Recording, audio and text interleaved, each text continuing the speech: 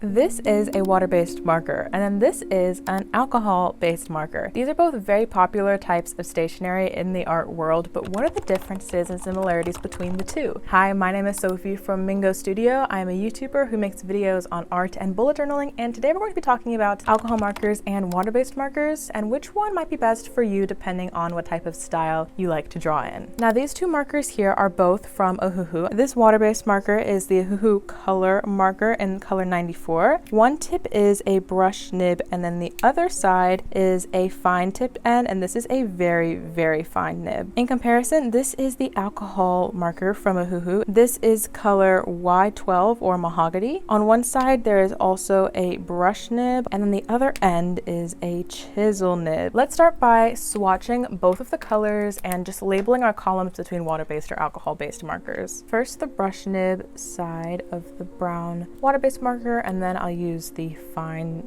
tip as well. And then in comparison with the alcohol marker, this is the brush nib end, and then this is the chisel tip end, but for the fine liner's sake, I'll use the skinny end of the chisel. So the number one main difference between water-based and alcohol markers is their pigment and how much they bleed through paper. Water-based marker seems to have a much lighter pigment, that it doesn't seep through the paper as much as alcohol-based markers do. Now I'm using a sketchbook paper right now, so this is around 300 GSM, which is pretty thick for paper. And whenever I flip this journal paper over, you'll see on the back that the alcohol marker did seep through. Remember, the alcohol marker is on the right here, so when it flips over, it's on the left, but the water-based marker has no ghosting or bleeding at all. Now, if I was to pull out my old bullet journal, go to a page in the back and swatch these markers again, you would see when I flip the journal paper over that once again, alcohol marker has bled through, water-based marker is not, and even when I hold it up closer in the light, there is no ghosting or bleeding with the water-based marker at all. Now, this journal paper is 160 GSM, so about half as thick as my sketchbook paper. Just as one final test, this is a piece of notebook paper, super thin and flimsy. This is even thin compared to copy paper. Whenever I flip them over, now we see that both kind of bleed through. The alcohol marker one is extremely pigmented. The water-based one doesn't bleed through, but there is definitely some ghosting that you can see through. So depending what type of journal or sketchbook you have and how thick the paper is, this reference can help you decide which marker is best for you. But just keep in mind that alcohol markers will basically bleed through just about anything. When I am using something with alcohol markers, for example, I drew Tinkerbell in this photo with alcohol markers, I did it on a separate piece of paper. I did this one on sticker paper, and I then peeled off the back and just stuck it into my journal. You can also do this with any other type of paper. Just draw your art separately and paste it in. That way you don't have to worry about bleeding, but you can still have the freedom of using alcohol markers if you would like to do so. In comparison, water-based markers I usually draw directly in my bullet journal. I never had to worry about it bleeding through. I just drew exactly directly into my journal spreads. Now let's talk about smearing. So I'm going to pull out a black gel pen and just write the word gel pen. How about that? So I find that in my experience, water-based markers tend to smear a lot more than alcohol-based ones. If I take this pen and just do a quick streak over this and then do the same thing with this one, although it's going to be quite dark, unfortunately, because of the brown. It's harder to see far away, but close up you can see that there's definitely some smearing of the word gel pen on here, whereas with the alcohol markers, the word gel pen is crisp and clean. Now, speaking of smearing, let's talk about the reaction to water, because since water-based markers are made of water, they also tend to smear more with water compared to alcohol markers. I'm going to take a little paintbrush, and I have a little cup of water here. Let me dip the paintbrush in the water, and I'm going to do two little streaks across both. So 2 streaks there, there's the second one, and then 2 streaks on the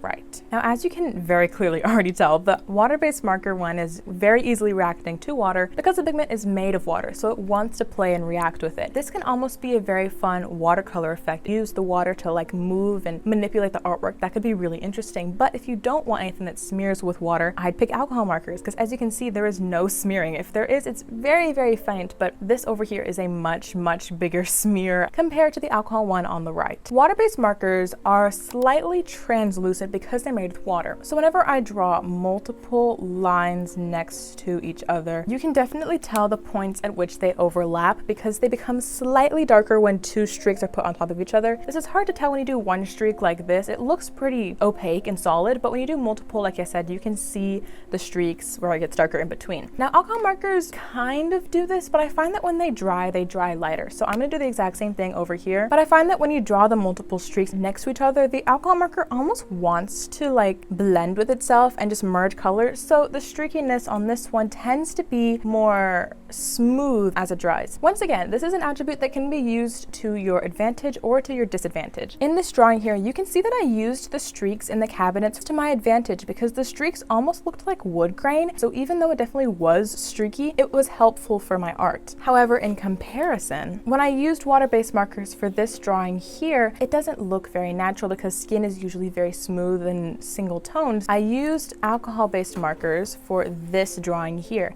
And as you can tell, there is complete smoothness in the skin. Now, of course, there are shadowing happening, but in this span of her shoulder, for example, there is no streakiness that helps make the picture look more realistic. But on the flip side, then you can't get cool textures that you may be able to do with water-based markers using alcohol-based markers because they blend so well together. So it really just all depends on which one is your preference and which one could you use in your art more often. Now, you may notice here that this color looks pretty similar to these colors here, even though there are multiple layers on this side, whereas on the left, this looks like a much darker brown compared to this one. And it's because, like I said earlier, water-based markers do have some translucency. So when you add multiple layers, it does get darker. Whereas with water-based markers, they almost kind of settle at that original color. Now, if I show you one streak versus two streaks versus 3 streaks, you can see there's almost like a gradient of color here. Now, if I did the same thing with the alcohol-based markers, at first you're going to see the same thing. You're going to be like, Sophie, what are you talking about? Okay, I get it. But after a minute, they're all going to kind of fade to be that same original color. So as you can see here, there is a light gradient between this darker brown and this one that's very light. These over here all look the same. It all looks just like these up here do. And I demonstrate that just to reiterate the point that the translucency of water-based markers means you can build up darker colors. However, with alcohol-based markers, you really can't build up darker colors unless you use a darker marker. The alcohol markers want to blend with each other. The pigment wants to blend. Water-based markers, they want to layer. Now, there is such thing as too much layering. If I use my water-based marker here and just kept going back and forth and back and forth, we get this sort of pilling issue in the paper. And that's because you're using so much ink that the paper is getting oversaturated and starts peeling up. It's a little bit hard to see unless I like turn it, but there are these like pieces of the paper that's like coming up because I layered so much in that one section. Now, the same thing can happen hypothetically with an alcohol-based marker. If I keep going over and over and over and over and over and over, they'll get super dark, but I don't get any pilling. Now, that may have something to do with the fact that alcohol markers are made out of alcohol, not water, so it's not like reacting to the paper as much. So even if I went over, and I'll keep going too, I'll keep going over and over and over in that one little section, it'll get darker and darker and darker, so much so that on the other side of the page, if I show you, this one streak is extremely dark because I used so many layers. However, there is no pilling to be found on this section, whereas there is pilling on the water-based side. Now, let's talk about blending. So just my usual technique is to start with the mid-tone. So in this case, it would be this reddish brown. I'm gonna draw a little streak in the middle here. Then I'm gonna take the darker tone and I'm gonna go to the left of it and I'm gonna layer multiple layers because it's actually not that much darker. And then in the center, I'm going to blend. And then I'm gonna use the lightest tone of pink and blend that one on the right. And then I can finally extend the bar and have the pink on the right. So this is a pretty nice brown to pink blend. Now I'm gonna do the exact same thing on the right with the alcohol marker. So I'm going to be using this mid-tone. It's more of a light brown than a maroon. I really wanted to get a maroon match, but unfortunately I couldn't find one in my collection that was the same color. So this is just the best alternative. And then going back in with that lighter tone to blend in the middle. And then lastly, I'm gonna pull out that pink color and blend it out there. All right, so looking at these very similar bars, this is a dark to light blend on both sides, but when you look up close, you can definitely tell that there is streakiness in the water-based marker. Now, it's a nice, beautiful blend, don't get me wrong, but on this side, however, it is much less streaky. There's a little bit of it right here, unfortunately, but like in general, especially this brown to brown section, very smooth. There is no individual horizontal lines going like there is all throughout the pinks. Over here, it's much more solid color. However, both do still have their advantages. If you want a more abstract,